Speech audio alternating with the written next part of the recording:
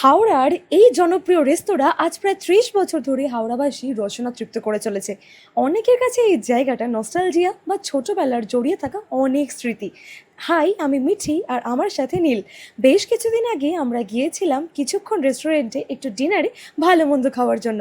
আর পাশাপাশি তোমাদেরকে একটা ভালো ভিডিও দেওয়া হয়ে গেল। পৌঁছে দেখলাম এখন পুরোটাই এসি সিটিং এরিয়া হয়ে গেছে। তাই এখন আর এসি বা নন এসির মেনুতে দামের পার্থক্য নেই। আমরা যখন গিয়েছিলাম এলপিজি ক্রাইসিসের জন্য খুব লিমিটেড আর ডিমান্ডিং আইটেমগুলোই মেনুতে অ্যাভেলেবল ছিল। তাই অর্ডার করে দিলাম ফিশ 65, এক প্লেট মিক্সড ফ্রাইড রাইস আর চিলি চিকেন, একেবারে যে কোনো বাঙালির পছন্দের বেসিক চাইনিজ আইটেম। 330 টাকা দামের এই ফিশ 65টা খেতে অসাধারণ ছিল।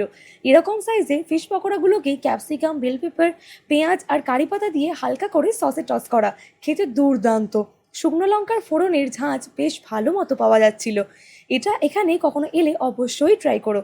এরপর মেন কোর্সে ছিল নীলের পছন্দের 320 টাকা দামের এক প্লেট মিক্সড ফ্রাইড রাইস আর 260 টাকা দামের এক portion boneless chilli chicken, 8 piece থাকে। নীলের এখানের এই মিক্সড ফ্রাইড রাইস বরাবরই খুব পছন্দের। তবে এখানে রাইসের মধ্যে চিকেন লিভারের ব্যবহার, এটা হয়তো আমার মতো অনেকেরই পছন্দ নাও হতে পারে, কিন্তু এটা একটা কিছুক্ষণের স্পেশালিটি। এই টয়লেটের নতুন রেস্তোরাঁগুলোতে এই ফ্লেভার পাবেন না। সাথে নেওয়া এই চিলি চিকেন একেবারে ঘরোয়া স্বাদের বানিয়ে থাকে। বড় বড় করে কাটা ক্যাপসিকামের ব্যবহার আর বেশ ভালো মতো পেঁয়াজ আর কাঁচা লঙ্কার ব্যবহার।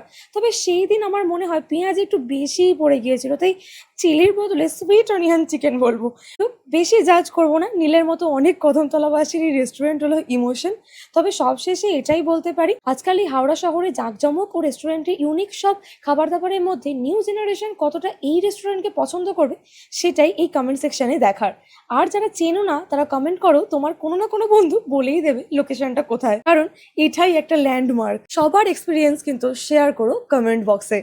And for more tasty updates, follow Foods Love and Explore.